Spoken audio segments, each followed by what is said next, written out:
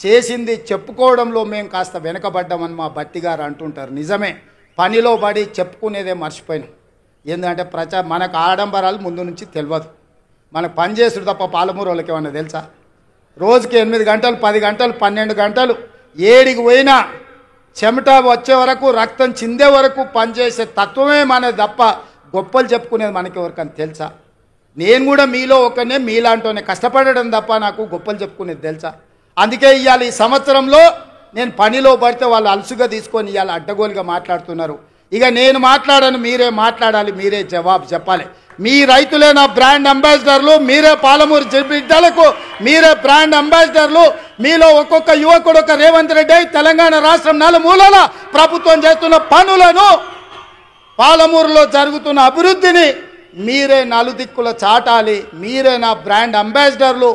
ఈ 5 ఏళ్ళు ఒక్క రోజు కానీ ఒక్క గంట కానీ ఒక నిమిషం వృధా చేయకుండా ఈ ప్రజల కోసం పనిచేయడమే నా బాధ్యత. ఆ పనిని నేను నెరవేర్స్తా. మన కష్టపడే తత్వం ఎక్కడికి పోయినా పోదు, అది మన రక్తంలో ఉంది. ఏడ ఉన్నా, అది దుబాయ్లో పోయినా, బొంబాయిలో పోయినా, అమెరికాకు పోయినా పాలమూరు జిల్లా ప్రజలకు కష్టపడే లక్షణం ఉంది, చెమటగార్చే లక్షణం మనకుంది. నేను కూడా మీ వాడిని, మీ బిడ్డనే కష్టపడి పనిచేస్తున్నా.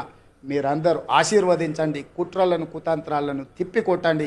ఈ రైతు పండుగ దాదాపుగా 150 కేంద్రాలు పెట్టి వ్యవసాయం సాంకేతికంగా ఎంత అభివృద్ధి చెందిందో ఆశ్చర్యం గొలిపే విధంగా 3 రోజుల నుంచి మంత్రి తుమ్మల నాగేశ్వరరావు గారు సంబంధిత అధికారులు ఈరోజు ఈ కార్యక్రమాన్ని అంతా కూడా పాలమూరు జిల్లాకు తరలిొచ్చింది.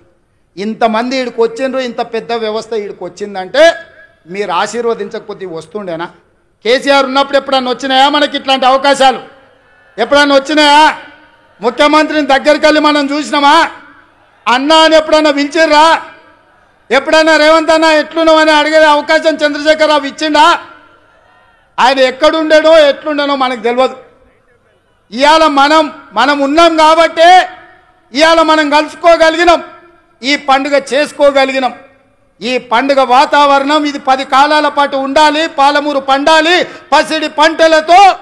20 లక్షల ఎకరాలు కనీసం జితేందర్ రెడ్డి గారు చెప్తున్నారు, కరెక్ట్ 2 ఏళ్ళు కష్టపడితే 20 లక్షల ఎకరాలకు నీళ్ళు ఇవ్వచ్చు అని. వారి మాటతో నేను ఏకీభవిస్తున్నా. నా బాధ్యత అది.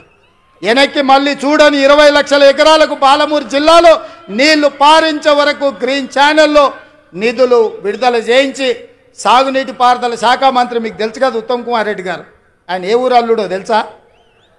మన పాలమూరు అల్లుడు, జడ్చర్ల పక్కనే ఊరు. మన ఊరు అల్లుడే ఈరోజు సాగునీటి పారుదల శాఖ మంత్రి. మరి మనము ఇంత త్యాగం చేసినాం బిడ్డనిచ్చి ఆయనకు, అవునా? మన పాలమూరు ఆడబిడ్డను ఆయనకిచ్చి పెళ్లి చేసినాం. మరి ఆ రుణం అయితే వారు తీసుకోవాలి కదా. ఇక మల్లు గారి గురించి నేను చెప్పాల్సిన పర్లేదు. మల్లు అనంతరాములు గారి నుంచి మల్లు అని అంటేనే పాలమూరు అనేది తెలుసు. ఎందుకంటే మల్లు అనంతరాములు గారికి ఈ ప్రాంతంతో ఉన్న అనుబంధం. మల్లు రవి గారు ఇక్కడ ఎంపీగా ఉన్నారు, మరి వారే ఆర్థిక మంత్రి. మీ పెద్దన్న జాతీయ నాయకుడైనా, మీ రెండో అన్న పార్లమెంటు సభ్యుడైనా వీళ్ళు గుండెల్లో పెట్టి చూసుకున్నారు. మల్లు బట్టి విక్రమార్క గారు, మీరు సంతకం పెట్టేటప్పుడు జర ధైర్యంగా 2 సంతకాలు ఎక్స్ట్రా పెట్టుర్రు. మీరు ఉంటే 50 రాసుకుంటారు. మా వాళ్ళు అమాయకులు మళ్ళీ 100 బట్టడానికి ఏమైనా కష్టమవుతుందేమో అని. మీరు తెల్ల కాగితం మీద మాకు సంతకం పెట్టి ఇచ్చినా మనం ఏమి తప్పు రాసుకోము.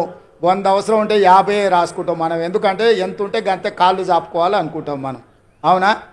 మంచం ఎంత ఉందో కాళ్ళు గంతే చాపుకోవాలి, ఎక్కువ చాపుకుంటే బాగుంటుందని మనం తెలిసిన వాళ్ళం. ఇక దామోదర రాజనరసింహ గారు మన ఇన్ఛార్జ్ మంత్రి. నేను ఇష్టపడి ఆయనను తీసుకొచ్చి ఇక్కడ పెట్టినా. ఎందుకంటే మనం ఏం అడిగినా ఏం అడగకుండా చూడకుండా సంతకం పెడతాడని. ఆయనకు చదువు బాగొచ్చు, ఇంగ్లీష్ కూడా వచ్చు, కానీ నేను అడిగితే చదువుకుంటే సంతకం పెడతాడని అన్నను మన పాలమూరు జిల్లా ఇన్ఛార్జ్ మంత్రిగా తీసుకొచ్చిన. నేనే అడిగి వారిని ఇక్కడ ప్రత్యేకంగా సెలెక్ట్ చేసి పెట్టుకున్నా. నాకేముంది చెప్పు, ఆయనను ఏదన్నా అడిగితే జిల్లా కోసం అడగాల్సిందే కదా. అందుకే మీరందరూ వేదిక మీద ఉన్న పెద్దలందరికీ పెద్ద ఎత్తున సప్పట్లు కొట్టి మనకు అన్నీ ఇవ్వాల్సిందిగా, వెనకాల ఉన్నోళ్ళు కూడా ఆఖరికి ఉన్నోళ్ళు కూడా మీ సప్పట్లే వాళ్లకు మన విజ్ఞప్తి. ఎందుకంటే మీరు ఒక్కరొక్కరు కలిసి చెప్పలేరు. అందరు గట్టిగా నిలబడి సప్పట్లు, అందరు నిటారుగా నిలబడి వాళ్ళకి సప్పట్లు కొట్టండి అన్న. మా వాళ్ళ ఆలోచన, మా వాళ్ళ ఆకాంక్ష, 70 ఏళ్ళ మా కష్టం. తప్పట్లు కూడా కొట్టండి, డప్పు లేవానే. మా మాదిగ సోదరులారా, తప్పు సప్పుడు వినిపించాలి, గట్టిగా వినిపించాలి. మన జిల్లానే మాదిగోళ్ళ జిల్లానే, కొట్టూరి గట్టిగా. ఎందుకంటే వాళ్ళకి ఎప్పుడైనా సంతకం పెట్టే ముందు మీ సప్పట్లు వినిపించాలి, మీ డప్పుల మూత వినిపించాలి, వాళ్ళ గుండెల్లో సంతోషం పరవళ్ళు తొక్కాలి. పాలమూరు జిల్లాకు నిధులు వరదై పారాలి. ఈ జిల్లా రుణం నేను తీర్చుకోవాలి. ఆ తీర్చుకునేటందుకు వచ్చిన మీ అందరికీ ధన్యవాదాలు తెలియజేస్తూ మీ అందరి దగ్గర